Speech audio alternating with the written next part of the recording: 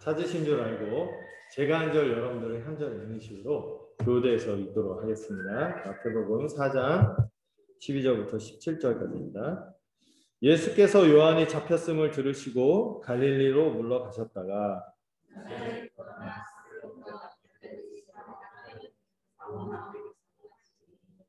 이는 선지자 이사야를 통하여 하신 말씀을 이루려 하심이라 일렀으되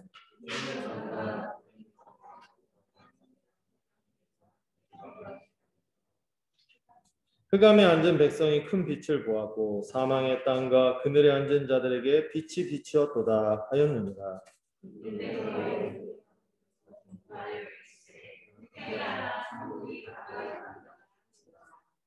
아멘. 네, 우리 지난주에 이어서 계속해서 마태복음을 살펴보고 있습니다. 오늘도 역시 화면을 같이 보면서 같이 설교를 들으려고 하는데요.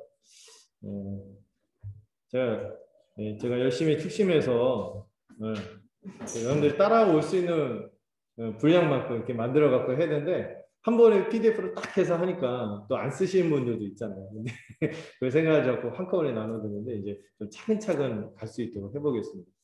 그래서 제가 원래는 그 주보에는 그 세 번째 항목이 5번까지 갔는데 5번까지 안 하고 오늘 3번까지만 하려고 합니다.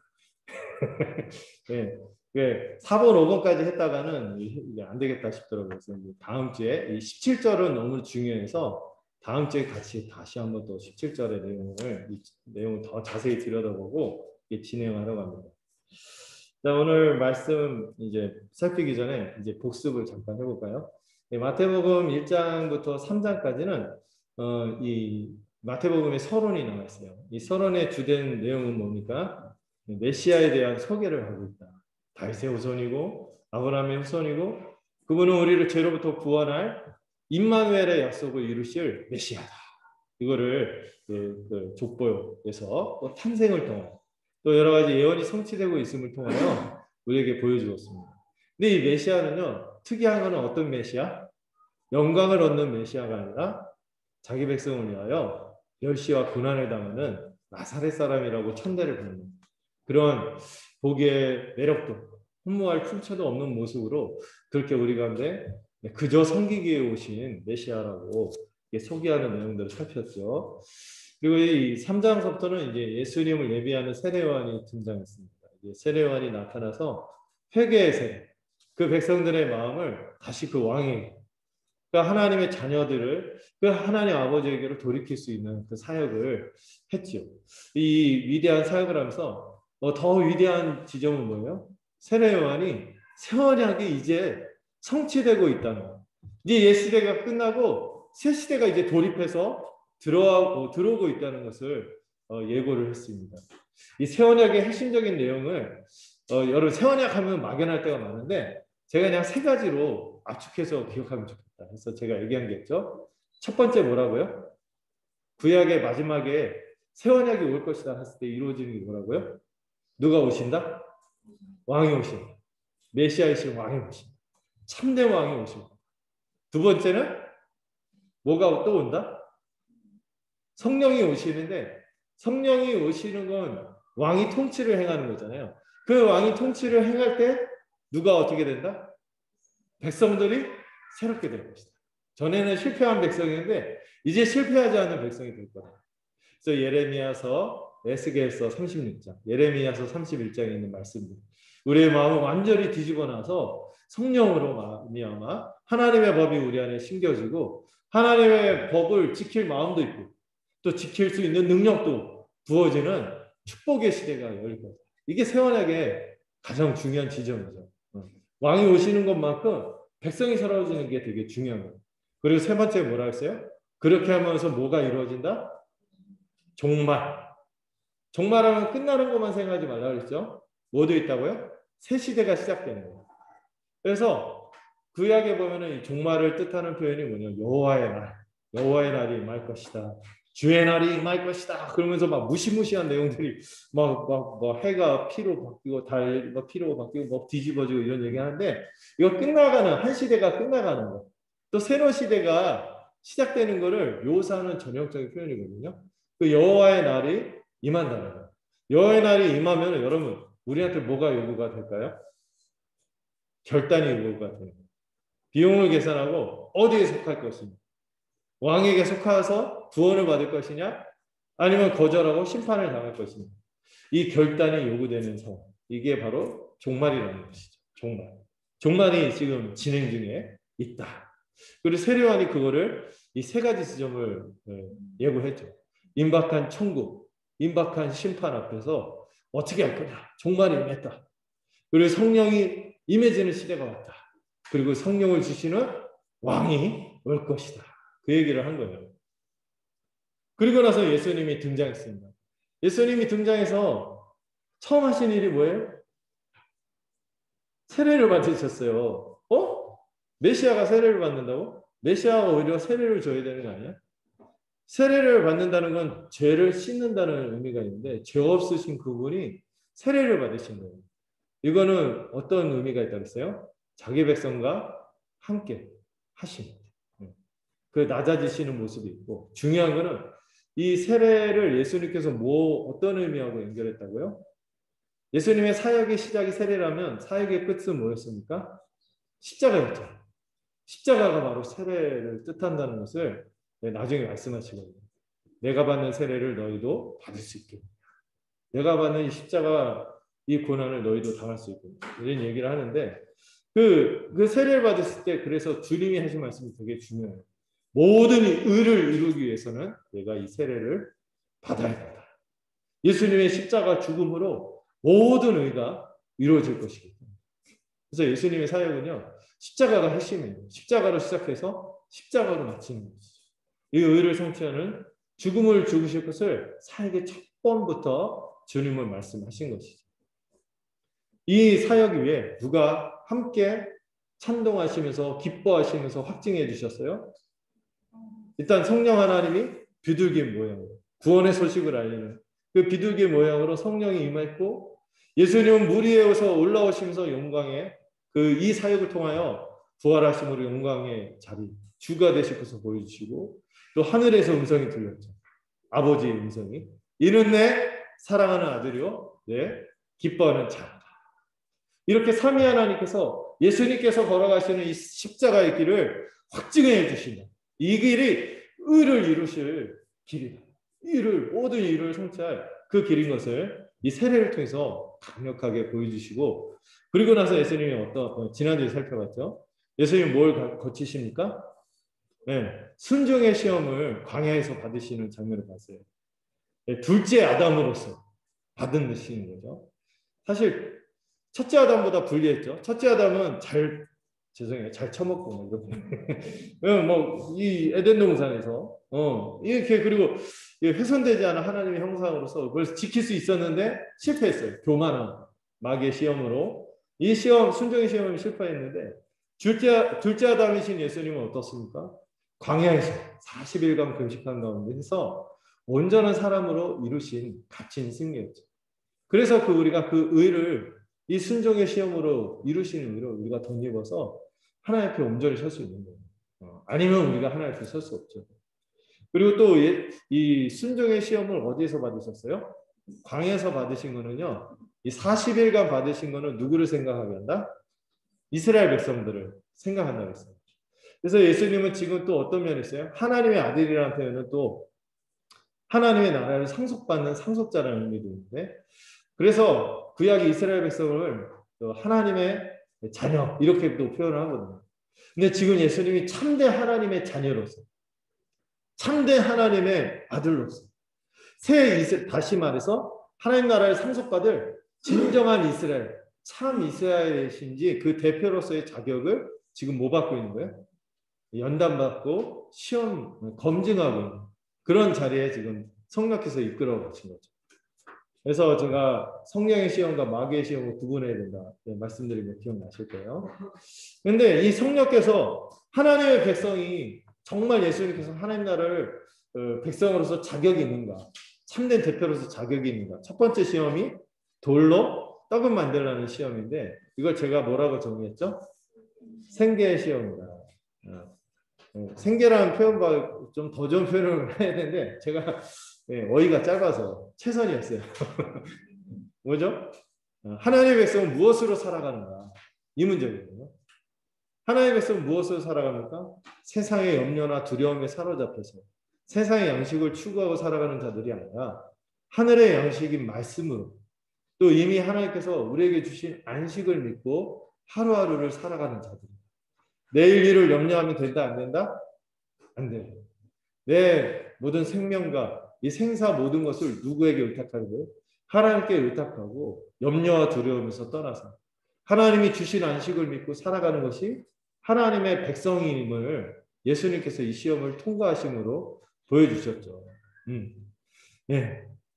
그 사람이 빵으로만 사는 것이 아니죠. 빵으로 살죠. 근데 빵으로 많이 아니에요.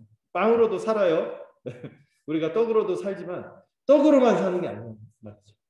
왜? 이 떡을 주신 하나님이 있다는 것을 믿고 살아간다. 그 떡을 주신 하나님이 어떤 분이세요? 안식을 주시는 분이에요. 어쩌면 아담은요, 이거를 믿지 않았어요. 동산 모든 나무의 열매를 먹지 말라 하다냐? 했더니 하나님 왠지 나를 안 살피고 왠지 막 약간 믿을 만한 분이 아닌 것처럼 나를 풍성하게 안식을 주시고 이런 분이 아닌 것처럼 사단이 유혹하는 것처럼 이 마귀가 주는 시험도 그거예요. 네가 알아서 해봐. 하나님이 너를 이렇게 붙드시지 않을까? 네가 알아서 해봐. 이런 시험에서 예수님은 능히 승리하셨죠. 그래서 이 하늘 양식으로 살아감으로 우리가 어떻게 순종할 수 있는가 이것도 볼 수 있는 이 순종의 원천이 어디 있어요? 이 하늘 양식의 말씀 살아갈 때 우리의 순종이 가능한 것입니다. 두 번째로 신뢰의 시험이 있었죠. 성전 꼭대기에서 예루살렘 성전 꼭대기에서 내리라는 것은 뭐예요? 제가 좀 특이한 표현을 썼죠. 메시아 속성 코스. 사람들을 하여금 예수님을 하여금 쉬운 길로 빠른 길로 십자가 고난의 길을 회피하고 자기 나름의 방식을 추구하고 인위적인 그 때로 이게 추구하는 것에 대해서 그게 아니라 하나님이 정하신 때와 정하신 방식인 이 십자가의 길을 갈 것을 시험하게 하는 것인데 이것도 주님이 승리하셨습니다. 여러분 그래서 이 순종의 방식은 뭐예요?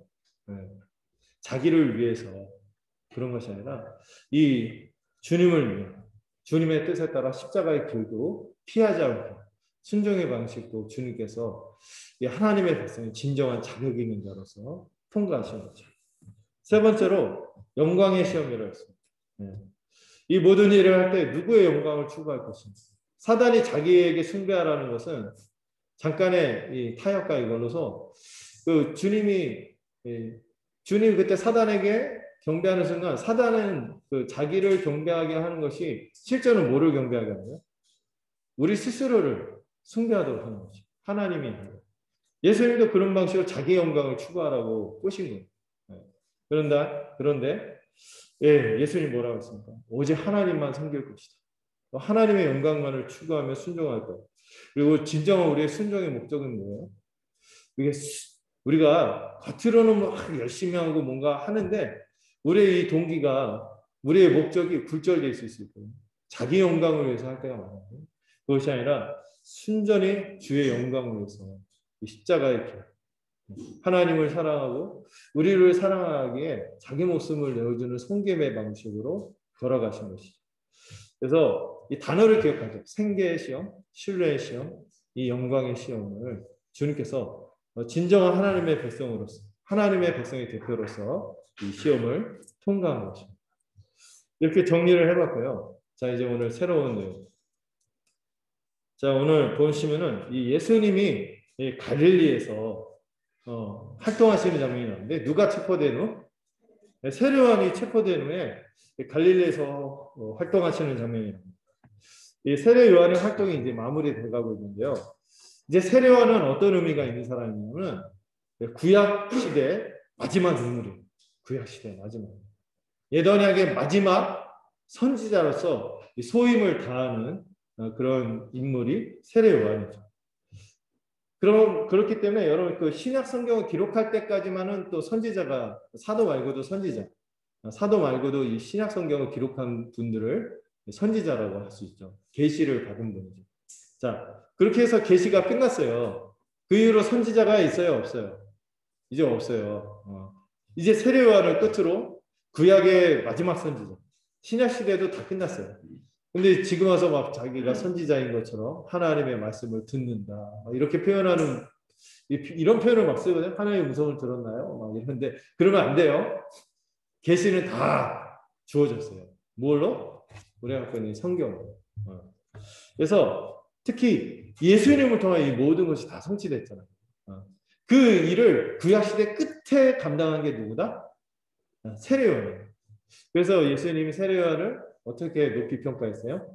여자가 낳으니보다 여자가 낳은 중에 이 세례요한보다 큰 사람이 없다. 이게 뭐냐면은 진짜 세례요한이 그 구약의 모든 사람보다 막 이렇게 탁월한 뛰어난 뭐 그런 의미도 있을까요? 그런데 그거보다도 이제 다가올 예언약 시대하고 올 새언약 시대를 비교하면은 너무 이제 새언 시대가 영광이 크기 때문에 이 새언약 시대가 온다는 걸 예고하는 것 자체만으로도 그는 너무나 큰 역할을 감당했던 거예요.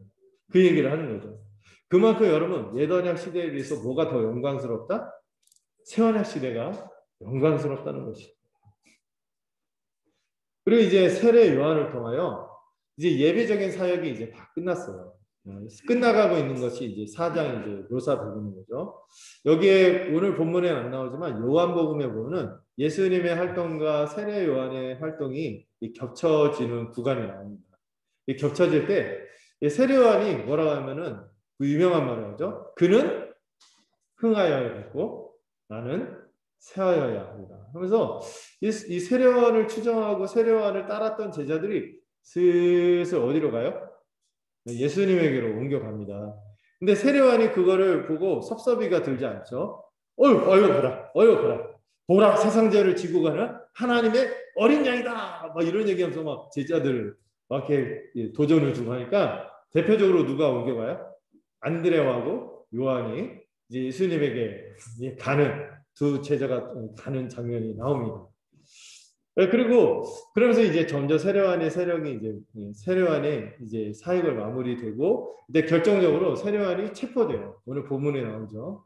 이 체포된 이유가 뭐냐면은 제가 앞 시간에 얘기했던 헤롯하고 또 다른 헤롯 안디바라는 사람이 있었는데 이 사람이 그 당시 이제 그 갈릴리 쪽 분봉한 거예요.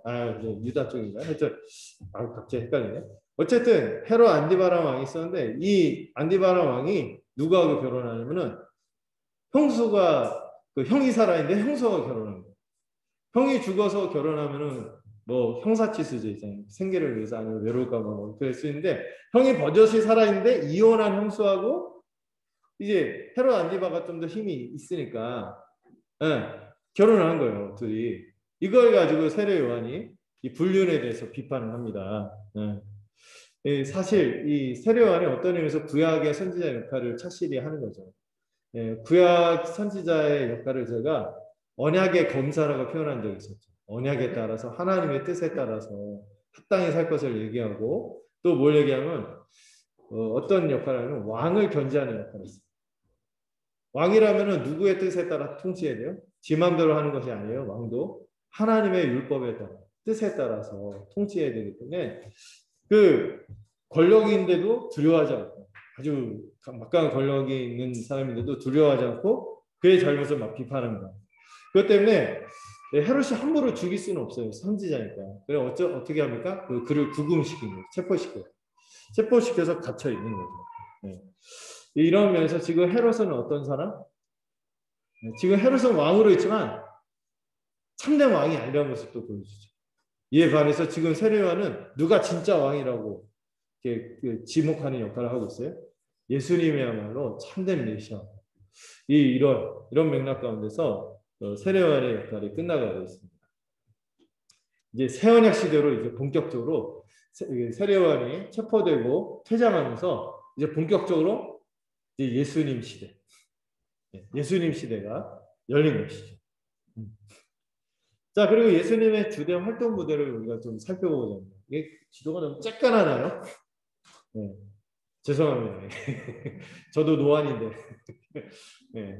자, 지금 예수님이 보면은 이 갈릴리로 물러나세요. 갈릴리로 물러나셨다 이런 표현인데 이 아마 세례요한하고 예수님하고 활동이 아마 요단강 근처 유다 쪽 이쪽에서 처음에는 활동이 겹쳐지다가 세례요한이 체포되자 예수님이 이 갈릴리 쪽으로 잠시 물러나고 계십니다.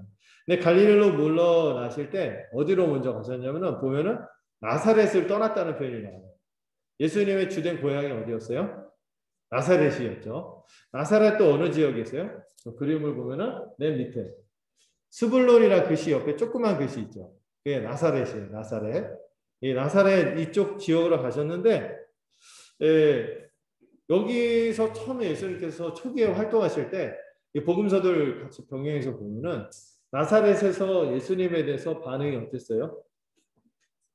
그다지 좋지 않았어요. 그래서 그 유명한 말씀이 나오죠. 선지자가 고향에서 제대로 된 그 대접을 못 받는다고. 그리고 예수님의 공식 설교가 누가복음 4장 뒤에서 좀 살펴볼 텐데 누가복음 4장에 보면 예수님께서 아마 첫 설교처럼 하신 나사렛 회당에서 하신 설교가 나와요. 근데 그 설교하자마자 나사렛 사람들이 어떻게 했어요? 예수님을요 빡쳐갖고 예수님을 절벽에 밀어뜨려서 죽이려고 하는 그렇게 막 배척을 해서 그래서 나사렛을 떠난 것이다 이렇게 봐요.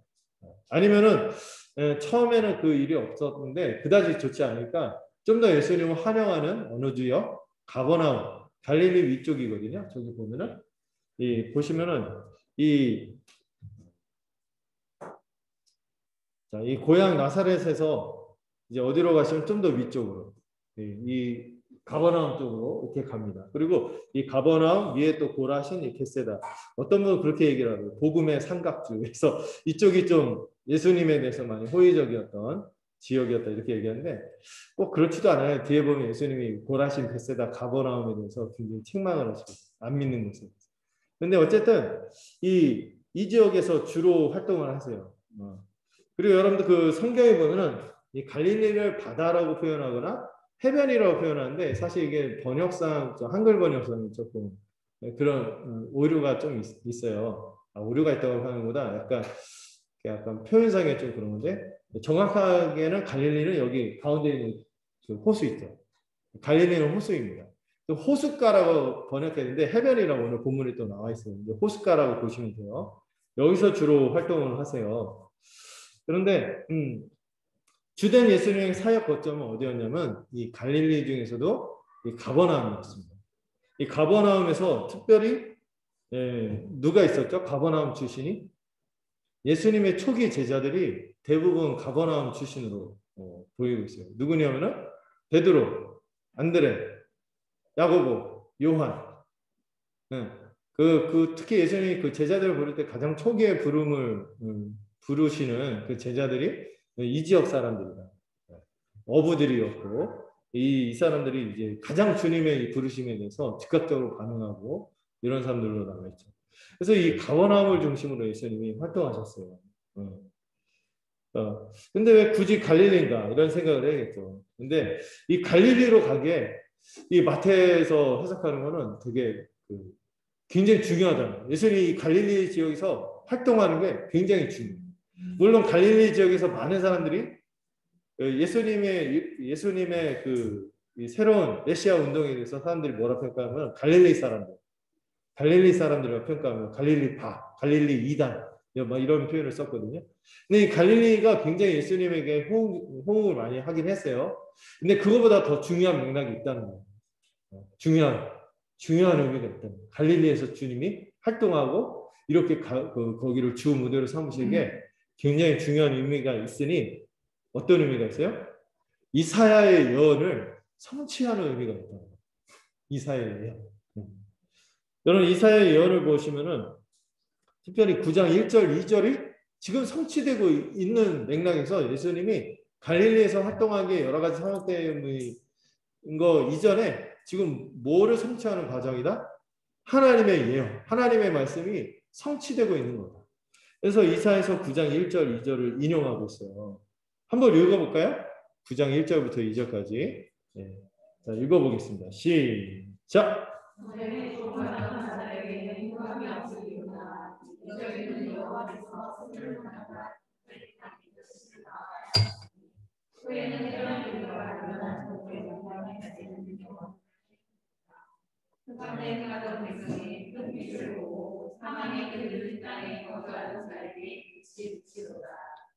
아멘. 여기 보면은 이 이사야서는 아마 예수님이 활동하기 전 한 500년 전 정도 되겠죠. 그 정도 전에 이미 이런 예언이 주어졌어요. 메시아가 올 것인데 어디에서 활동할 거다? 스불론과 납달리 땅에서 활동할 것이다. 이런 예언이 주어졌다는 거예요. 그리고 이 스불론과 납달리 땅이 어떤 땅이었냐면 제가 갈릴리에 대해서 좀 얘기했지만은 사실 이 고통과 멸시의 땅이라고 이게 말할 수 있을 만큼 좀 변들이에요. 변들이. 이 사실 그 땅 이렇게 배분할 때도 보면 납달리하고 스불론은 그다지 그렇게 좋은 땅이라고 볼 수 없는 그런 곳에 농경보다는 뭘 해야지 좀 더 주로 먹고 살기가 좀 더 편해? 갈릴리 호수인데 너무 커서 이제 거기도 이제 막 풍랑이 일기도 하고 막 그러잖아요. 그런데도 불구하고 그걸로 이제 먹고 살아야 되는 그런 지역이었죠. 소수지파였고 변들이었어요. 그리고 이 땅은 참 불행한 땅이다 이렇게 말할 수밖에 없는 게 북이스라엘이 누구한테 멸망당하죠? BC 722년에 아수르, 그 세계사로는 아시리아 제국에 의해서 멸망당하는데 북이스라엘 멸망당하는데 이 납달리 수분이 북쪽이잖아요. 가장 북쪽에 있어서 아수르가 쳐들어오고 여기 있던 사람들이 가장 먼저 쫓겨난 지역이 바로 이 지역. 가장 먼저 본토에서 적각불이 흐르는 땅, 가나안 땅을 화사받고 있다가 쫓겨난 땅이 이 스불론과 납달리 지역이었습니다. 가장 먼저 이 추방된 지역이었고 특별히 이 이사야서에서도 아직 멸망당하기 전이거든요. 그런데도 뭐라고 표현해요? 이 스불론과 납달리를 또 파란 글씨를 썼죠. 이방의 갈릴리. 이방의 갈릴리라고 표현하고 있어요. 왜 이방의 갈릴리라고 불리우냐면 이 지역이 굉장히 그 이방 사람들이 많이 들어오게 됩니다. 아수르에서 이 사람들 강제로 이주도 당하고 또 이 지역에 누가 막 들어와요? 이방인들이 많이 들어와서 살았어요. 지금도 여러분들 그 이스라엘 지역 지금 가자지구 거기서 막 난리가 나잖아요. 서로 미사일 쏘고. 그런데 이렇게 이방인들이 막 들어와 있으니까 이 유대인들은 어떻겠어요? 달갑죠. 갈등이 좀 충돌도 좀 있고. 이렇게 좀 약간 늘 여러분 지금 이스라엘 지금 관광 가라고 싫어하죠. 옛날에 성지 순례 항상 하고 지금 성지 순례 가세요. 그러면 약간 지금 같은 상황에서 이스라엘 가세요. 그러면 어떻겠어요? 안 좋죠. 지금 납달리 스불론도 그런 분위기 비슷한 거예요. 이방인과 유대인들이 약간 섞여서 살면서 굉장히 그렇고 이게 아수르가 이 지역을 속주로 삼았거든요. 자기 행정지역으로 삼았기 때문에 이미 그 나라를 뺏긴 데다가 그 영토가 이방인들도 들어오고 그러니까 이 땅은 적각꿀이 흐르는 그 땅이 아니라 이방 지역같이 돼버린 그런 있어요. 지금은 좀 땅을 회복해서 같이 유대인들이 이러고 살고 있지만은 약간 이방의 색이 굉장히 짙어 있는 그런 지역이 갈릴리입니다. 그러니까 이 갈릴리 하면은 별로 이렇게 좋은 이미지가 없는 거예요. 남유다 이쪽이 유대 베들레헴 그 예루살렘 이런 쪽에는 막 자기들이 정통이고 막 이런데 가운데 있는 사마리아는 아주 그냥 넘어갔으니까 잡족이라고 멸시하고 이 갈릴리 지역은 정체성을 그래도 지키고 있지만은 누가 많이 섞여 있어? 이방 것들하고 섞여 있으니까 약간 전문 용어로 잠깐 쓸게요. 핫바리로 보는 거예요. 막 이렇게 보면서 그런 지역의 갈릴리예요. 그래서 나사렛 이것도 멸시하는 표현이었는데 갈릴리 것들 막 이런 표현을 쓰거든요. 갈릴리 너도 갈릴리 그쪽 아니냐 하면서 막 그러죠. 그래서 이런 지역이었어요. 그리고 예수님이 나사렛에서 설교 처음 했잖아요. 그렇게 신령한 말씀을 전하고 위대한 성취의 말씀을 전하는데 고향 사람들이 굉장히 싫어하거든요. 처음에는 그 정도로 예수님을 싫어하지 않았어요. 저 사람이 우리하고 잘 알던 누구 오빠고 누구 형이고 막 그런데 뭐 자기가 막 메시아라고 그러네 이렇게 시큰둥하다가 꼭지가 확 돌아갔고 예수님을 절벽에 밀려고 한 계기가 있어요. 예수님 설교 끝나고 나서 뭐라고 했냐면은 옛날에 이스라엘이 다 배교했을 때 하나님의 은혜를 누구만 받았다? 모든 하나님의 백성이 있었는데 그들은 하나님의 은혜를 잊지 못하고 사락자의 한 가구만 이방인 여인만 하나님의 은혜를 입었어. 왜? 믿지 않아서. 근데 지금 너희도 똑같구나. 이 얘기하니까 빡친 거야. 뭐? 저 이방 것들이 우리가 이방 것들이 더 낫다고 하면서 막 와 그래서 막 빡쳐갖고 예수님을 막 절벽을 끌고 가서 죽이려고 해요. 그런 계기가 된 이런 배경들이 이런 갈릴리 지역의 특성이 있어요. 이방의 갈릴리. 네. 이런 상황이 있었죠. 여러분 그 본문 보면 좀 이해하지 않아요? 갑자기 이 사람들이 갑자기 막 이렇게 초빙해놓고 주강사로 초빙해놓고 갑자기 죽이겠다 막 이렇게 이게 이런 맥락이 있는 거예요. 네. 이방의 갈릴리라고 불렸죠. 그런데 주님이 이 이사에서 말씀을 어떻게 끝맺음하고 있어요? 이 흑암과 사망의 그늘에 앉은 백성들에게 빛이 비칠 것이다. 이런 얘기를 하는데 그게 바로 누구예요? 예수님이 오셔서 그 갈릴리에서 활동함으로 그들에게 비출 것이라는 그 말씀의 성취라는 거예요. 여기 보면은 흑암에 앉은 백성, 사망의 땅과 그늘에 앉은 자 이렇게 표현하는데 누구겠어요? 갈릴리 지역에 있는 사람들인데 여러분 특별히 갈릴리 지역에서도요 예수님의 사역에 대해서 전적으로 마음을 열고 믿음으로 반응한 사람들이 있었습니다. 누구?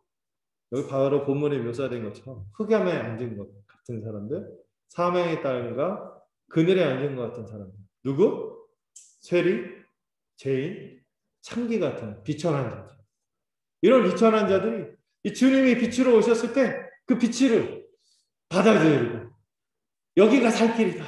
여기에 우리의 희망이다. 여기 우리의 이 어둠은 우리의 삶에 빛으로 들어오신 예수님을 더 강하게 인식하면서 주님에게 반응한 거죠. 세리, 죄인, 창녀들. 그리고 이 죄인, 비천한 사람들, 죄인들이 더 주님의 사역에 열광하고 주님에게 나아간 것이죠.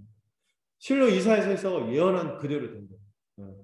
그리고 심지어 누구도 오히려 본토 유대인들이 반응 안 했는데 누가 반응을 합니까? 예수님에게 가까운 보는 수로보니게 여인, 이방의 백부장 막 이런 사람, 사마리아 사람들. 예수님이 오히려 이런 약속을 염두에 두지도 않았던 사람들이 갑자기 예수님이 등장하니까 갑자기 막 동방박사들처럼 생각지도 않은 사람들이 예수님에게 나와서 이 영광의 복음을 받아들이는 거예요. 바로 이 이사야서의 말씀이 이렇게 성취되고 있다는 것을 보여주고 있습니다. 자, 그래서 9장 1, 2절만 볼 것이 아니라 6절, 7절하고 연결해서 이 본문을 이해해야 됩니다. 6절, 7절. 한번 읽어볼까요? 시작.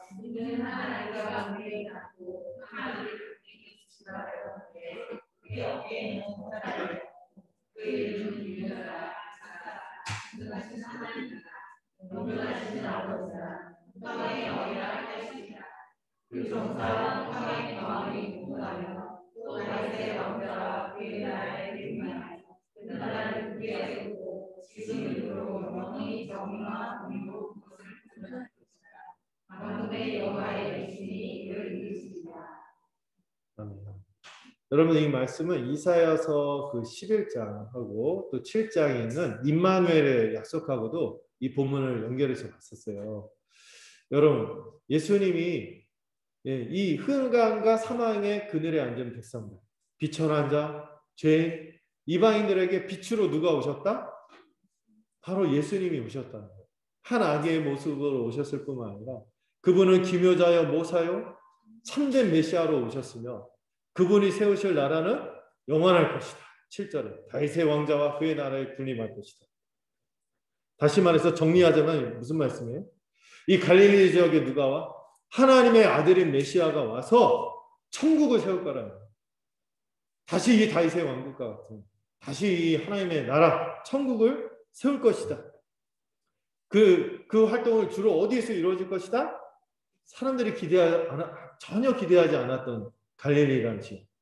그것도 멸시했던 나사렛 출신인 예수님을 통하여 이 갈릴리 지역에서 이 영광스러운 하나님 나라가 시작이 되고 그 서광, 그 빛이 비춰질 것이다. 그 예언이 지금 성취되고 있다. 그 예수님이 갈릴리에서 활동한 게 굉장히 의미가 있는 것이죠. 그리고 강력한 메시지를 주는데요. 이제 그 당시 사람들이 하나님 나라가 오면은 누가 활용받는다고 생각했어요? 바리새인들 같은 사람들. 열심히 주를 위해서 나름 내가 의롭게 살았지 이렇게 자부하는 사람들. 난 괜찮게 살았지 이렇게 자부하는 사람들. 사회적으로 좀 주목받는 사람들. 이런 사람들에게 하나님 나라가 더 열리고 그들에게 주어질 줄 알았는데 전혀 예상치 않은 방식으로 하나님 나라가 들어옵니다. 누구를 위한 하나님 나라? 비천한 자들을 위한, 죄인들을 위한, 심지어 이것에 대해서 전혀 관심도 없고 마음도 없었던 이방인들에게 열려지는 그런 놀라운 하나님 나라가 지금 임하고 있다는 거죠. 죄인들도 이방인들도 단지 누구를 믿기만 하면 메시아이신 예수님을 믿기만 하면은 그 차별 없이 그 나라의 백성이 된다. 천국 백성이 된다. 이거를 막 강력하게 보여주는 거예요. 이거 지금 마태가 누구한테 쓰는 거예요? 유대인들에게 쓰고 있잖아요. 이 유대인들의 선입견을 부시고 있는 거예요. 이 복음은 우리의 민족의 경계에 머물러 있는 것이 아니에요. 온 세상을 향한 하나님의 이 자비에, 이 은혜, 긍휼의 하나님 나라 계획이 지금 펼쳐지고 있는 거예요. 그래서 예수님이 너희들을 멸시하는지요. 그 갈릴리에서 활동한 것도 다 이게 하나님의 뜻 가운데 있는 거예요. 그래서 교회인 우리도 생각해야 돼요. 이 복음이 다 머물러 있으면 안 돼요. 죄인들, 이방인들에게 전해지고 그들을 자기 백성으로 삼는 위대한 변화의 능력, 영광의 복음이 우리가 믿는 예수 복음이다. 우리가 믿게 되는 것이죠. 강력한 선교의 메시지가 있죠. 자, 이제 중요한 부분을 들었습니다. 이 17절은 제가 5번까지 하려다가 3번까지만 하려고요. 얘기할 게 은근 많아요. 천국은 여러분 천국하고 하나님 나라 같은 거 다른 거. 네, 제가 이렇게 얘기했는데 다른 거예요. 이러면 제가 섭섭하죠. 마음이 무너지죠. 같은 거라고 이제 말씀드렸어요. 근데 어떤 이상하게 배운 분들이 그리고 그 정통의 가르침을 안 배운 사람들, 특히 세대주의가 이 천국과 하나님 나라를 구분해요. 예, 좀 다른 게 아니죠. 같은 거예요. 자, 예수님 이때부터 비로소 천국 복음을 전파했는데요. 이 한 절이지만 이거 굉장히 많은 내용이 담겨 있어요. 그래서 이거를 다음 주에도 좀 같이 살펴보는데 먼저 오늘 중요한 지점 몇 가지를 같이 보고자 합니다. 첫 번째, 예수님이 처음 전한 복음의 요약문이 여기 17절이 나와 있어요.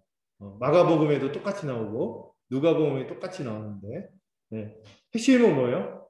천국이 가까이 왔으니 회개하라. 여기엔 또 생략된 말이죠. 회개하고 믿어라. 회개하고 믿어라. 그러니까 중요한 포인트가 세 가지예요. 천국에 대한 천국 자체를 알아야 돼요. 그리고 또 두 번째로 알아야 되는 게 임박했다, 가까이 왔다. 이거를 좀 이해를 해야 됩니다. 그 다음에 세 번째로는 여기에 그 천국이 가까이 왔으니까 당연히 어떻게 해야 돼요? 회개해야죠. 이게 세 가지 요청이 있는데 이거는 이미 누구도 얘기했어요? 세례요한도 얘기했어요. 세례요한하고 같은 메시지지만 여러분 차이점이 있습니다. 어떤 차이점이 있을까요? 세례요한이 같은 얘기를 했거든요. 천국이 가까이 왔으니 회개하라. 같은 메시지예요. 그러니까 세례요한과 예수님의 차이는 뭐죠? 세례요한은 예고편이라면은 예수님은 본방송. 세례요한은 예고만 했다면은 예수님은 그 실체로서 지금 이거를 제시하고 있다는 면에서 다릅니다. 세례요한은 이제 손 내밀면 가까이 오면 그 잡혔다. 가까이 손 내밀어서 잡으려고 하면은 잡을 만큼 가까이 갔다. 이 정도라면 예수님은 내가 지금 와 있다. 이런 차이가 있다고 볼 수 있어요. 먼저 이 천국 자체를 여러분들이 이해를 했는데 천국은 하나님 나라하고 같은 표현으로 이해해야 된다고 했어요. 왜냐하면은 왜 하늘이라는 표현을 유대인들이 썼다고요? 옛날에는 하나님이라는 이름을 막 함부로 말하는 게 꺼려서 그랬다. 그런 면도 있지만은 사실 그 마태복음에도 하나님에 대한 표현을 막 쓰거든요. 그래서 하나님 나라 대신 천국 썼다. 이거보다는 이렇게 보는 게 맞다. 이렇게 해석이 기울어지는데 하늘 그래서 누가 통치하신다? 하나님이 통치하시는데 자기 백성과 그 하나님은 어떤 백성? 언약을 맺은 언약 백성이기 때문에 너 이 하늘 통치 보좌에서 더 살펴주신다. 이런 의미에서 좀 더 언약적으로 친근한 개념을 가지고 하늘에 계신 아버지 또는 하늘의 나라, 하늘 통치 보좌에서 자기 백성을 살피신다. 이런 개념이 좀 더 관계적으로 들어오는 표현이 천국이에요. 그래서 하나님 나라보다 어쩌면 더 유대인이 살뜰하게 받아들일 만한 개념이 천국인 거죠. 네. 굉장히 언약적인 개념이에요. 천국이라는 표현도. 자, 그런데 당시 유대인들 또 구약 시대까지 이 천국에 대해서 어떤 기대를 갖고 있는지 제가 그림으로 좀 표현했어요. 그림으로 안 하고 말로 일일이 하려면 되게 힘들 것 같아서 제가 그림으로 표현했는데, 일단은 유대인은 이 시간을, 역사를 바라보는 관점이 어때요? 직선적인 역사가 아니에요.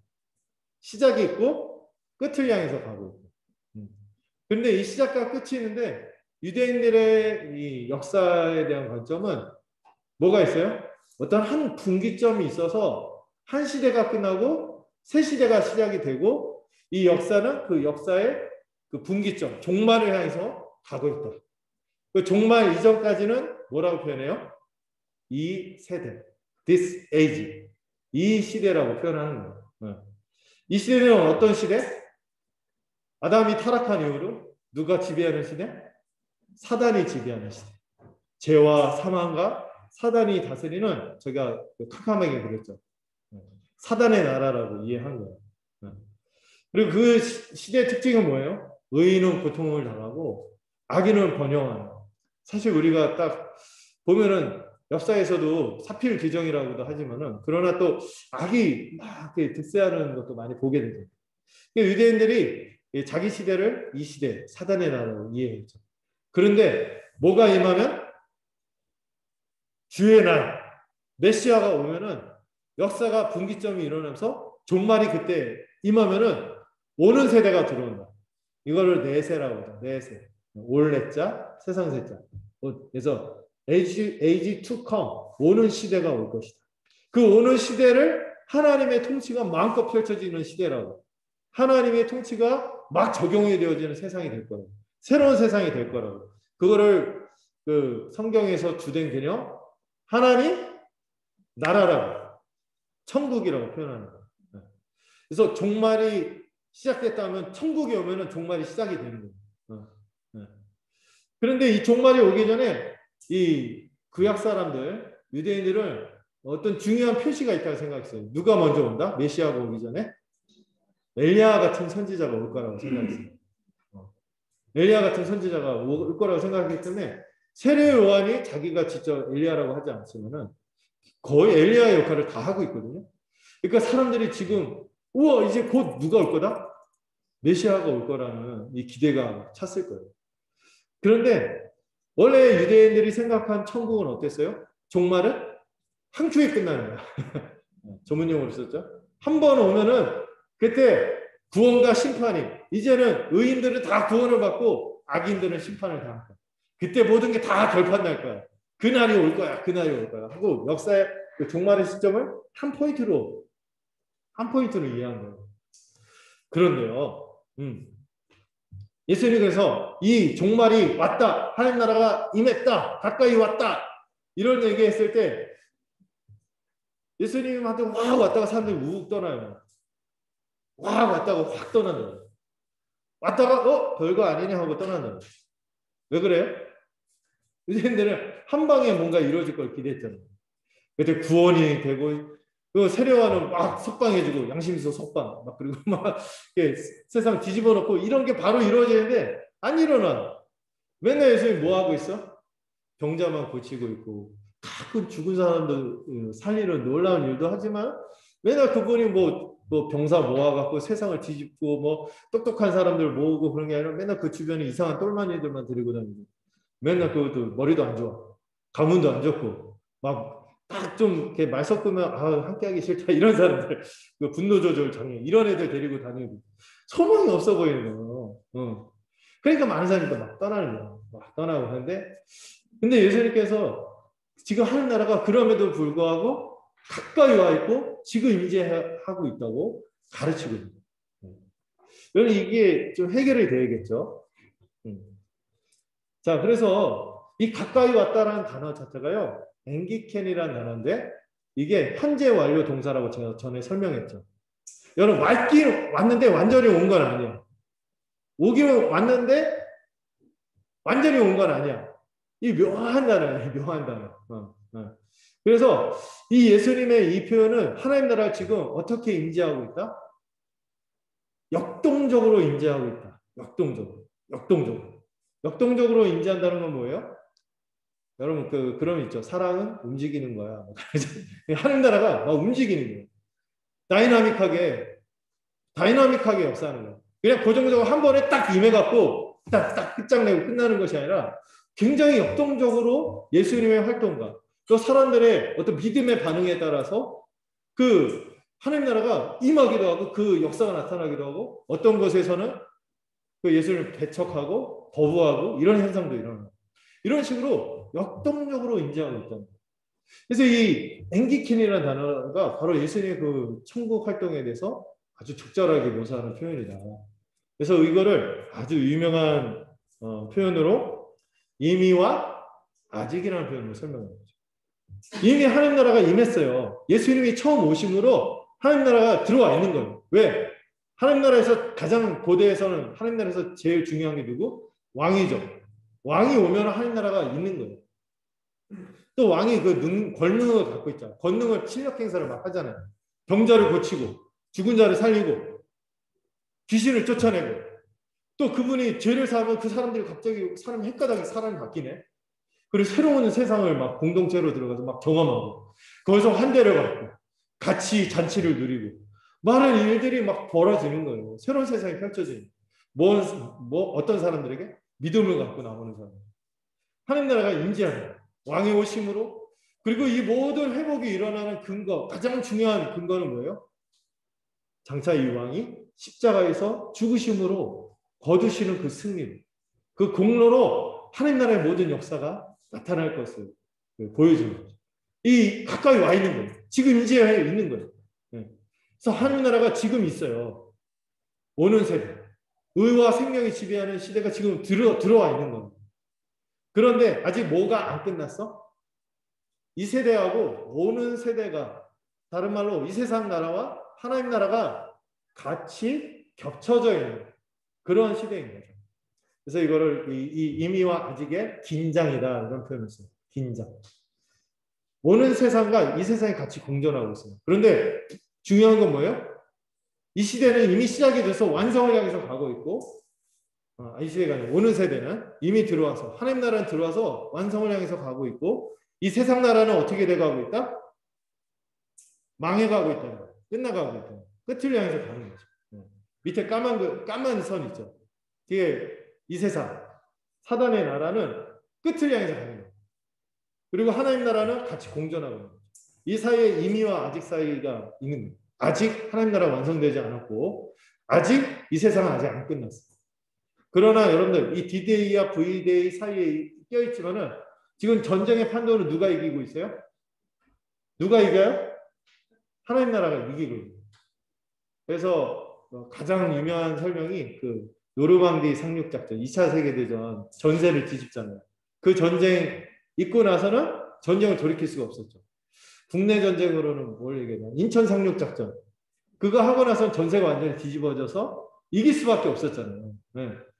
물론 분단되고 그냥 희끄무리하고 그랬지만 일단 2차 세계대전이 더 좋겠네요. 확실하게 승리까지 가니까.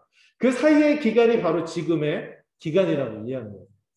근데 중요한 건 여러분 이미하고 아직 중에 뭐가 더 중요할까요? 이미하고 아직 중에 뭐가 더 중요해요? 우리가 이 역사를 바라볼 때 우리 시대를 이해할 때 뭐가 더 훨씬 중요하다?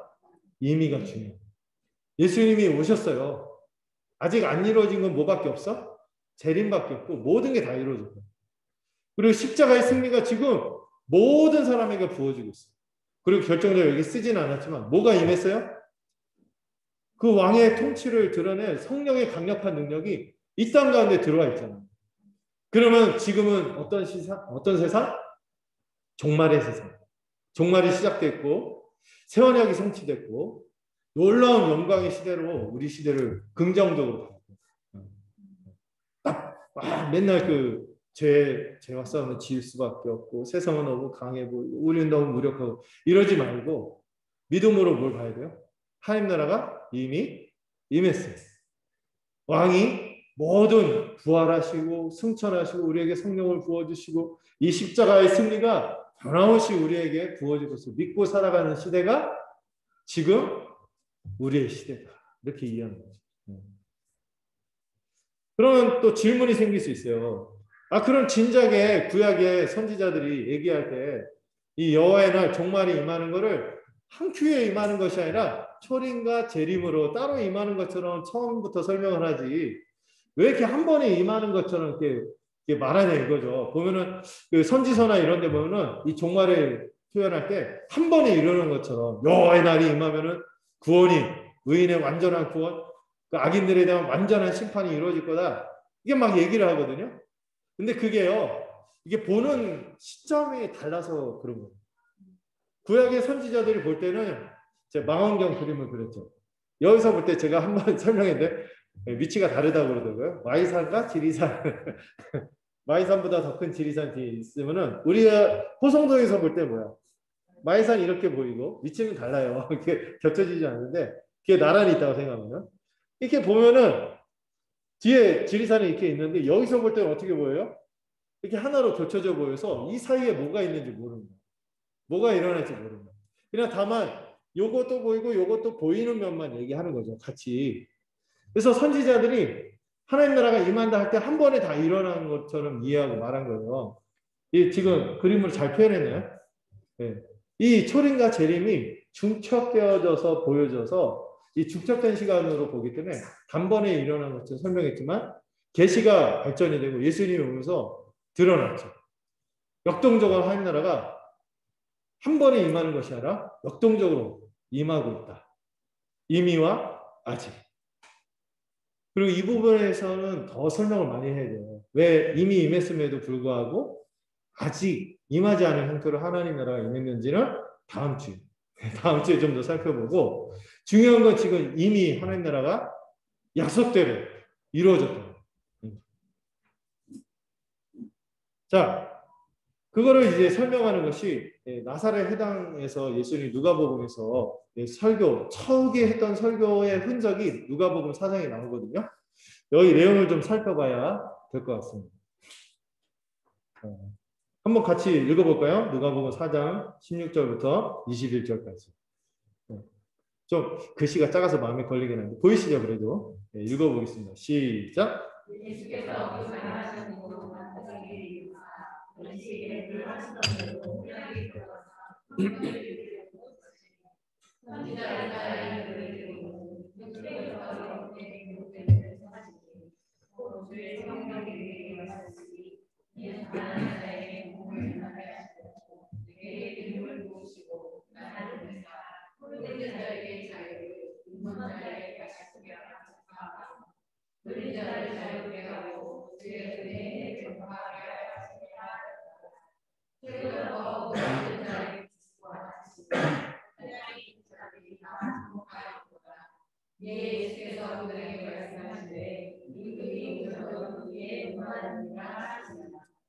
아멘. 자, 예수님이 하나님 나라가 임했다는 것을, 천국이 임했다는 것을 이 설교에서 드러내는데요. 제가 한 번에 좀 표현하려고 하니까 좀 복잡해졌는데, 성령 충만한 메시아가 희년을 성취하고 종말을 성취한다는 내용이 이 누가복음 4장의 설교의 내용의 핵심이에요. 이걸 좀 분리해서 볼까요? 하나하나. 이제 먼저 하나님 나라가 임했다, 종말이 시작됐다는 게 무엇으로? 하는 것이 위주로 볼까요? 성령이 메시아에게 임해요.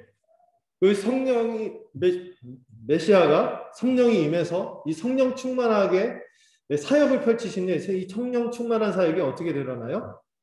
가난한 자들, 포로된 자들, 눈먼 자들, 눌린 자들에게 회복을 해주신 이 성령의 역사로 말미암아 회복이 일어나는 복음을 알게 되고 자유를 얻게 하고 다시 보게 되며 또 자유롭게 되는 이 해방되는 이 죄와 사망의 권세에서 해방되는 성령의 권세로 말미암아 해방되는 그런 일이 일어날 거라고 얘기하는 거죠. 여러분 이 왕이 그 역할을 할 수 있는 거는요. 이 본문에는 드러나 있지 않지만 이게 다 뭐를 기반으로 얘기하는 거예요? 왕이 장차 자기 백성을 위해서 뭐 하기 때문에 십자가에서 죽으시고 그 십자가의 승리를 기반으로 성령의 역사로 말미암아 하나님의 백성이 회복된다는 약속이 지금 주어지는 거죠. 이 가난한 자, 포로된 자, 눈먼 자, 눌린 자들이 이 주의 백성들인데 주의 백성들이 회복이 돼서 이제 뭐가 되는 거예요? 성령을 받아 교회가 돼요. 그것을 지금 예고하는 거죠. 그 교회 그래서 교회가 교회로 살아갈 때 그 교회에서 어떤 일이 일어났어요? 이런 교회론에서 배웠죠. 교회를 이루면서 사니까 그들 가운데 뭐가 없어졌어요? 가난한 사람이 없어졌어요. 왜? 가난한 사람은 못 보는 거예요.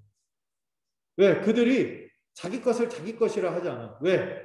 그들이 남이 아니야. 뭐가 되었어? 가족이 되었어. 지체가 되었어. 한 몸이 되었어.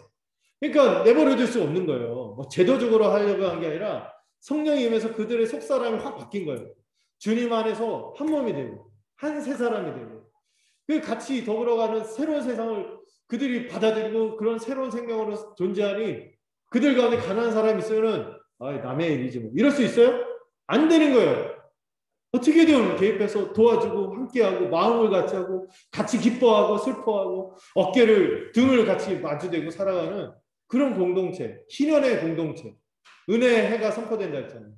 원래 하나님이 꿈꿨던 희년의 공동체, 누구도 가난한 사람이 없고 모두가 서로 한 몸이 되어서 살아가는 복된 세상, 이게 은혜의 해거든요. 희년이거든요. 그 은혜의 해를 전파하려고 한 거예요. 예수님이 오셔서 이루시려고 한 게 뭔지 아세요? 하나님 나라가 임함으로 이 하나님 나라 새로운 세상을 맛본 사람들이 뭐를 이루어서 살아가는 거? 한 몸 된 교회를 이루어서 살아가는 희년의 공동체가 이루어지는 것을 꿈꿉니다. 그것을 지금 선포하는 거예요. 그것을 이루러 왔다고 선포했고 그러므로 이제 종말이 시작됩니다. 그래서 교회에 속하고 예수를 믿고 교회에 속해서 그런 세상을 살 것이냐 아니면 여전히 옛 세상에 속해서 심판을 당할 것이냐 이 갈라진 이 경계선이 갈라지는 시대가 된 것이죠. 예수님이 그리고 나서 21절에서 수액이 넘치게 요즘 수액이라는 표현을 많이 쓰죠. 한마디 딱 합니다. 딱 이걸 딱 읽더니 딱 내려놓고 딱 내려놓고 이 말씀 하필 그 말씀을 딱 읽고 나서 사람들이 딱 쳐다보니까 수액이 이렇게 이 글이 오늘 너희 교회에 응했다. 수액이 넘치죠. 근데 우리 우와 멋지다 이런데 이 사람들 어땠어요? 저게 뭔데? 이런 슬렁슬렁하더니 쟤 누구 오빠 아니야? 누구 형 아니야? 쟤 뭐 목수 아들 딸이가 하면서 내가 쟤가 어떻게 자는지 알면서 막 뒷말하고 막 그런데 갑자기 예수님이 그 뒤에 이제 많은 하나님의 백성들이 있었는데 사렙다의 이름 모를 가부만 하나님의 은혜를 덧입었고 많은 문둥병자가 하나님의 백성 중에 있었지만 이방의 나아만 장군만 그 나음을 입었다. 이런 얘기하니까 뭐? 우리가 하나님의 백성이 안 되고 다른 저 이방 것들이 하나님의 백성이 된다고 해서 막 예수님 죽이려고 이런 막 흐름이 생긴 거죠. 지금 예수님이 지금 그걸 얘기하십니다. 하나님 나라를 믿음으로 받아들이고 열린 마음으로 받아들이는 자들에게는 역동적으로 하나님 나라가 임하는 거예요. 이 새로운 세상이 보이고 새로운 생명을 맛볼 수 있게 되는 믿음으로 열리는 하나님 나라, 역동적인 임재. 이게 하나님 나라가 가까이 왔다. 이렇게 표현하는 것이죠. 자, 조금만 더 나갈게요. 그래서 3번만 나가려고 하는데요. 근데 이 천국에 대해서 많은 오해가 있었습니다. 일단 당시 유대인들의 오해가 있었어요. 당시 유대인들은 그 나사렛 사람들과 똑같이 메시아가 오면 어떻게 된다? 실제로 정치적인 독립이 이루어져야 한다고 생각한 거예요. 실제적인 정치적인 독립. 로마 것들 쫓아내고 저 에돔 이상한 어용왕 쫓아내고 진짜 왕이 와서 유대 혈통의 왕이 와서 이 나라를 회복해야지 이런 생각이 있었던 거죠. 당시 유대인이 갖고 있던 오해죠. 뭔가 군사적으로 혁명이 일어날 것을 기대했어요. 아주 그 과격한 사람들이 이제 그 샐러드 열심히 다닌다. 칼 차고 다니면서 민족 반역자 막 죽이고 다니고 테러리스트들 이런 사람들을 비롯해서 근데 기본적으로 은근짜 그 과격하진 않아도 뭔가 세상이 뒤집어지기를 바라는 거예요. 그래서 다윗 왕국 같은 왕이 나타나서 군사적인 나라가 이루어질 것을 기대한 거죠. 근데 실제로 이걸 기대할 만한 게 그 예수님 시대하고 마지막 그 예언 그 말라기서 그 사이에 잠깐 유다가 독립을 이룬 시기가 있었어요. 유다 마카비 왕조라고 중간에 잠깐 독립을 이뤘거든요. 외세를 몰아내고 그런 똑같은 그 잠깐 그랬어요. 근데 그런 왕조를 또 이루기를 바랬던 거죠. 하스모니아 왕조처럼 그런 왕조를 그런 세상이 바뀌는 걸 원했는데 예수님이 가져오신 하나님 나라는 그런 양상이 아니었어요. 어떤 양상으로 있는지 다음 주에 좀 더 보고요. 두 번째로는 이건 우리 시대에 많이 오해하는 건데 이 자유주의처럼 하나님 나라를 이해하는 분들이 있어요. 뭐냐면 마음이 착해지면 거기에 하나님 나라가 임한 거지 뭐 이런 식으로 윤리운동으로 생각하는 거예요. 뭐 옛날에 MRA라고 있었죠. 우리끼리는 망아레이라고 부르고 있었는데 도덕재무장도 그러니까 윤리적으로 도덕적으로 착해지면은 그 기독교의 가르침은 그냥 어떤 변화가 아니라 그냥 우리 마음 공부하는 거다. 마음이 착해지는 거다. 이런 식으로만 심령천국식으로 천국을 임의를 협소시키는 거예요. 왜냐하면 다 이 세상은 자기 나름의 법칙으로 돌아가는 것 같고 자연 법칙, 이성 법칙 이런 걸로 돌아가는 것 같으니까 천국을 좁혀서 생각해요. 그 개인적으로 내가 착해지는 게 하는 나라지. 이렇게 얘기했는데 그거 아니죠. 그렇게 볼 수 없죠. 이렇게 이런 식으로 복음을 받아들이는 사람은 반드시 율법주의, 도덕주의에 빠질 수밖에 없어요. 그 복음의 생명을 누릴 수가 없죠. 또 이거보다 또 심각한 게 뭐냐면 우리나라에 있는 하나님 나라에 대한 천국에 대한 많은 오해 중에 큰 게 뭐냐면은 악성 세대주의라고 해서 천국을 뭐만 천국이라고 생각해요? 죽어서 가는 천국. 지금 우리가 살아가는 삶에서는 천국이 있다 없다? 천국을 맛볼 수가 없고 죽어서만 누린다 이렇게 생각합니다. 그리고 주님이 오시는 것도 이상해요.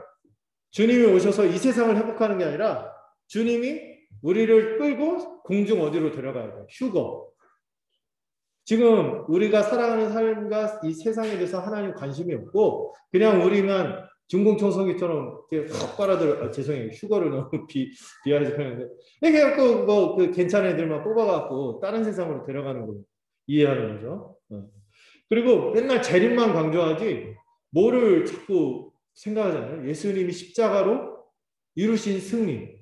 우리가 지금 생생하게 복되게 살 수 있는 교회에 대한 이 생각이 너무 작아요. 그래서 죽어서 가는 천국 아니면은 뭔가 공중에 어디 가서 가는 데만 괜찮고 지금 우리가 교회로 살고 있는 건 아무것도 아닌 것처럼 이렇게 이해하는 악성 세대주의적인 이해가 있습니다. 네. 네. 이런 사람들은 재림을 정작 소망할까요? 이 악성 세대주의에 빠진 사람들? 재림은 그렇게 소망 안 해요. 왜냐하면 재림이 오기 전에 휴거가 있고 휴거하고 나서 몇 년? 7년간 호된 7년간 환란을 당해요. 그러니까 마음에 어떤 생각이 있어요? 솔직히 주님이 안 왔으면 좋겠다. 지금 그냥 적당히 지금 살다가 죽어서나 천국 가지. 이런 식으로 생각하는 거예요. 그러면 주님이 십자가로 이루신 게 뭐가 되냐? 주님이 우리로 교회로 살게 한 이 복된 은혜들을 자꾸 생각을 못하게 됩니다. 또 어떤 오해가 있냐면은 해방신학 또는 하나님 나라 운동이라고 7, 80년대 운동권에서 그 신학 그 학생들 중에서도 뭐 어떤 사람들 중에서도 좀 진보적이고 약간 이런 사람들이 이 땅 가운데 하나님 나라를 이루어야 된다. 해방신학 가난한 사람들에게 하나님 나라가 임해야 된다면서 약간 마르크스주의라고 하죠. 이런 식으로 받아들이는 세상을 뒤집어야 된다. 그래서 세상을 개혁하고 혁명해야 된다. 사회를 뒤집어야 된다. 혁명해야 된다. 이런 식으로 얘기를 하는 사람들이 있었어요. 실제로 남미에서 그 기독교인들 중에서 일부가 이 독재자들을 협력해갖고 민중을 이렇게 착취하는 데 협력을 했거든요. 그러니까 거기에 우분을 느낀 어떤 신학자나 목회자들이 가난한 자들의 그 편을 들어서 이 세상을 바꿔야 된다 그래서 막 투쟁 막 이렇게 한 거예요. 근데 이거는 어때요? 결국에 그렇게 해서 세상을 힘으로 이거 막 이렇게 그 개혁하고 혁명한다고 해도 세상이 진정으로 바뀔까요? 아니거든요. 교회의 목적은 교회로 존재하는 거예요. 교회의 목적은 교회로 존재하고 교회가 세상에게 영향을 끼칠 수는 있어요. 그러나 이게 주된 목적은 아닌 거예요. 교회의 주된 목적은 뭐예요? 교회로 존재하는 거예요. 근데 너무 세상으로만 막 시선이 가 있는 거예요. 세상을 바꾸는 게 주님의 목적은 교회가 바뀌는 건데 교회가 교회로 존재하는 건데 세상을 바꿔야 된다 하면서 혁명이나 개혁을 부르짖는 이런 쪽으로 너무 과도하게 간 거죠. 그러다가 이제 자기가 그 짐, 너무 무거운 짐을 교회가 지려고 하니까 안 되는 거예요. 그러니까 막 패배주의에 빠지고 막 이렇게 이상해지고 막 그런 거죠. 근데 성경에서는 교회가 교회되기를 원하는 거지 교회가 세상 바꾸는 게 관심이 아니거든요. 물론 교회가 교회로서 그 세상이 유의미한 존재가 되는 거예요. 대한 세상을 보여주는 건데 또 오해했죠. 또 가장 속상한 거는 하나님 나라에 대한 가장 큰 오해 중에 하나가 이 기복주의나 번영신학으로 오해하는 거예요. 이 땅에서도 잘 먹고 잘 사는데 이 복음이 필요하다는 거죠. 하나님 나라를 그러니까 약간 부자들 좀 약간 잘 살아보세요 이런 생각이 있어요. 세속적인 법, 막 부유함 이런 데 마음이 가 있는 사람들이 탐욕을 합리화하는 거예요. 한국 교회는 하나님 나라가 이렇게 오해된 면이 커요. 그래서 여러분들 베스트셀러가 뭐예요? 긍정의 힘, 적극적인 사고방식, 야베스의 기도 이런 식으로 해서 이 땅에서도 잘 먹고 잘 사는 게 하나님 나라지. 근데 잘 먹고 잘 사는 게 맞는데 그게 내가 잘 먹고 잘 사는 거죠. 아니잖아요. 세원의 백성은 어떤 백성이에요? 자기가 잘 먹고 잘 사는 게 아니라 자기 것을 자기 것이라고 하는 것이 아니라 다른 사람을 위해서 자기 것을 내어주고 하나님께 경배하고 하나님 안에서 안식을 누리고 자족하고 감사하면서 살아가는 것이고 오히려 다른 일을 위해서 자기의 기회를 포기하고 자기 부인과 고난의 삶을 사는 것이 하나님 나라 백성의 특징인데 이런 식으로 오해를 하는 거예요. 그런 사람들이 천국이 보일까요? 복음이 뭔지 알 수 있을까요? 볼 수가 없는 것이죠. 그럼 다음 주에 우리가 더 본격적으로 살펴볼 천국은 어떤 것인가? 이 언약에 따라 이해를 해야 돼요. 언약. 하나님이 언약하시고 약속하신 게 뭐예요? 새 언약의 성취의 관점에서 이해해야 되는데 첫 번째, 누가 오신다? 왕이 오신다. 예수를 알아야 돼요. 예수께서 우리에게 이루신 일이 무엇인지 알아야 돼요. 예수님의 인격과 그분의 사역이 무엇인지 알아야 돼요. 그 복음을 믿어야 돼요. 왕의 도래, 복음을 믿어야 돼요. 두 번째, 백성의 갱신. 뭐가 세워졌어요? 성령의 오심으로 교회가 새로워져서 새로운 세상을 살아내는 것이 이 새로운 세상의 교회가 무엇인지 알고 그 교회로 살아가기를 기뻐하고 그 교회를 전적으로 교회에 있는 사람들을 사랑하면서 새로운 라이프 스타일로 바뀌는 것이 이 하나님 나라인 것입니다. 이거는 교회가 아니면 알 수가 없는 거예요. 백성이 새로워져요. 세 번째는 뭐예요? 이제 종말이 시작이 되었다는 것을 믿는 거죠. 종말이 시작되었으니 이 심판이 시작되었어요. 이 심판이 시작됐으면 우리에게 매번 뭐가 요청이 돼요? 비용 계산의 결단. 하나님 나라에 너의 마음을 둘 것이냐? 아니면 여전히 세상에 속해서 허덕이고 살 것이냐? 그 환상에 사로잡혀갖고 헛된 염려와 두려움에 우리를 몰아붙이는 그 어둠의 세상 속에서 허덕이며 너만을 위해서 살 것이냐? 아니면 우리 주 예수 그리스도의 통치를 받아들이고 새로운 세상이 임했다는 것을 믿고 거기에 속해서 염려와 두려움을 떨치고 지체들을 위해서 살고 주의 영광을 위해서 살 것입니다. 앞에서 순종의 시험에서 주어졌던 도전이 예수 안에서 주어진 승리를 힘입어 우리도 동일한 승리를 추구하며 생계의 시험을 극복하고 절대적으로 하나님의 돌보심을 신뢰하며 그의 삶의 목적은 뭐예요? 하나님의 영광을 위해서 살아가는 자가 되어내는 이 도전이 바로 진정한 천국의 도래, 인재요 천국 백성의 모습인 것이죠. 그러므로 여러분 첫 번째로 우리의 왕이신 예수를 정말 믿으면서 천국을 살아가는지 정말 왕이신 그분이 가져오신 이 새로운 세상, 새로운 생명, 이 새로운 복음이 무엇인지 여러분들 아시기를 바랍니다. 정말 믿고 하나님 나라는 어떻게 임한다고 했어요? 역동적으로 임한다고 했어요. 막 강제적으로 막 정태적으로 정한 형태로 막 획일적으로 주어지는 게 아니라 역동적으로 주어집니다. 그래서 다음 주에도 살펴보자. 하나님 나라가 특별히 씨앗의 형태로 던져주죠. 말씀이라는 형태로 던져. 이것을 믿는 자들에게 몇 배의 열매? 비약적인 열매. 30배, 60배, 100배의 열매로 맺어주는 영적으로 주어지고 믿음으로 주어지는 이런 놀라운 복음이 하나님 나라 천국 복음이 그런 특징을 갖고 있어요. 그래서 이 왕이신 예수님을 통해 일어나는 새로운 변화를 믿으셔야 돼요. 이제 죄와 사망과 사단의 권세가 그분이 이루신 십자가의 승리로 깨어짐을 믿는 거죠. 이제 예수님의 화목제물의 죽으심, 형벌 구속의 죽음으로 이제 우리가 값없이 하나님의 자녀로 받아들여야 돼요. 하나님과 원수되었던 우리가 값없이 하나님의 자녀가 되고 백성이 되는 일이 나타나는 것이죠. 예수님에게 그저 믿음으로 돌이키고 회개하고 믿는 자는 얼마든지 그분의 통치를 받고 새로운 세상을 경험하는 것이죠. 이 역동적으로 임하는 하나님 나라를 우리가 이 가까이 온 하나님 나라를 믿음으로 반응하는가, 이 문제가 되게 중요한 것입니다. 예수님도 우리에게 도전합니다. 나를 믿고 나를 따르라, 이렇게 매번 도전하시는 거죠.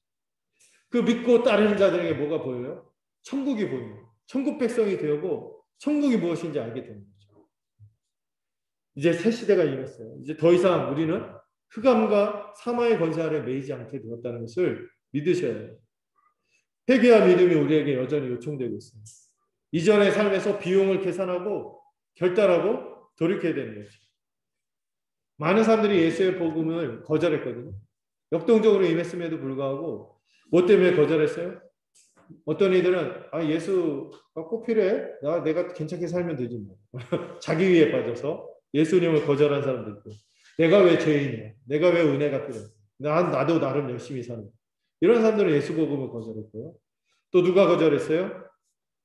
이렇게 교만한 자들과 더불어 세상의 염려와 두려움, 세상이 주는 환상에 허덕이면서 거기서 벗어나지 못한 자들, 재물의 염려와 탐욕에서 벗어나지 못한 자들도 이 복음을 맛보지 못했죠.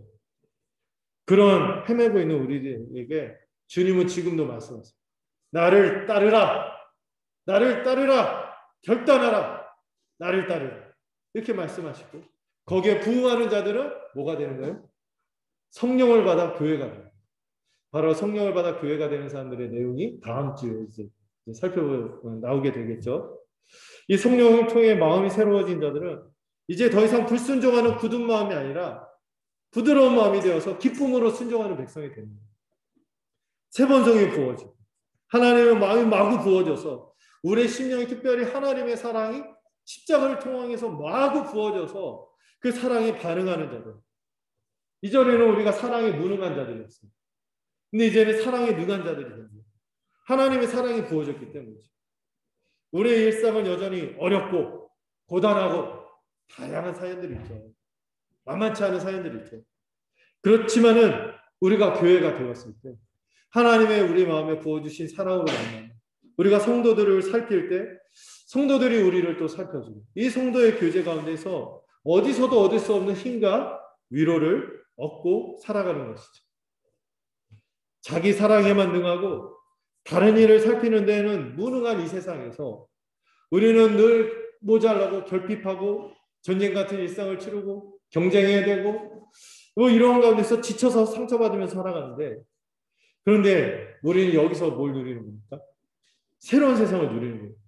왜? 주님이 먼저 우리를 위해서, 친구를 위해서 자기 목숨까지 내어주신 사랑을 보여주셨고, 그분 안에서 우리가 한 몸이 되었고 한 세 사람이 되었기 때문에 이제 서로가 뭐로 보는 거예요? 남이 아니에요. 지체로. 일방적으로 우리가 퍼주는 관계도 아니죠.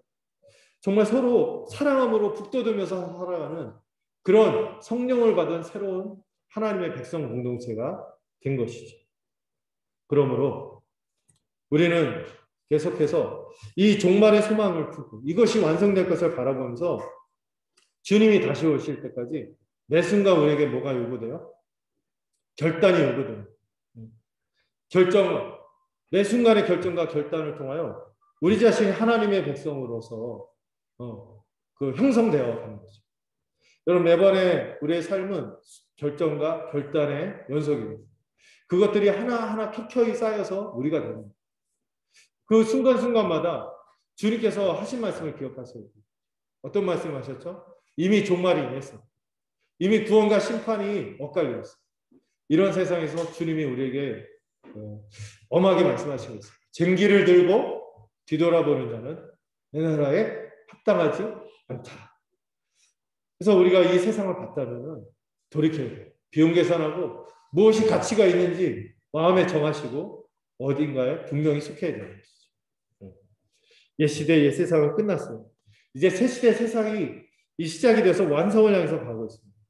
그때까지 우리는 그 주님이 약속하신 말씀들을 소중히 붙들고 살아가는, 무엇보다 지금 교회로 살아가는 일상, 교회에서 우리가 행해지는 그 모든 일들 가서 주님의 통치를, 역동적으로 임하는 주님의 통치를 모두가 함께 맛보는 우리 서영교회가 되기를 간절히 소망합니다. 기도하겠습니다. 하나님 아버지 감사드립니다. 오늘도 이 천국 복음을 통하여 우리의 삶을 다시 깊이 살펴보게 하시고 주님께서 이루신 새로운 세상을 영원히 열려 볼 수 있는 우리가 되도록 붙들어 주시옵소서. 우리 주 예수께서 오셔서 행하신 위대한 복음의 일들을 믿음의 눈으로 보게 하시고 여기에 믿음에 따라 반응할 때 역동적으로 임하는 하나님 나라가 우리를 장악하여서 우리 모두가 이 복락을 빠짐없이 모두가 소외 없이 함께 누리는 복된 공동체가 되도록 인도하여 주시옵소서. 성령으로 우리의 마음을 새롭게 하시고 이제 서로를 바라볼 때 남이 아니라 정말 지체로 바라보며 한껏 살아가면서 이 세상에서 누릴 수 없었던 그런 사랑을 맛보고 천국을 맛보는 우리가 되도록 붙들어 주시옵시고 이를 위해서 우리가 돌이켜야 될 세상의 염려와 두려움, 헛된 욕심들에서 벗어나서 우리 주님이 주시려고 하는 그날을 믿음으로 움켜쥐고 또 침노하고 그것에 결단하여 그것을 한껏 맛보는 우리들이 되도록 인도하여 주시옵소서. 모든 것을 주님께 부탁하고 예수 그리스도의 이름으로 기도드렸습니다. 함께 찬송 부르도록 하겠습니다. 90장입니다.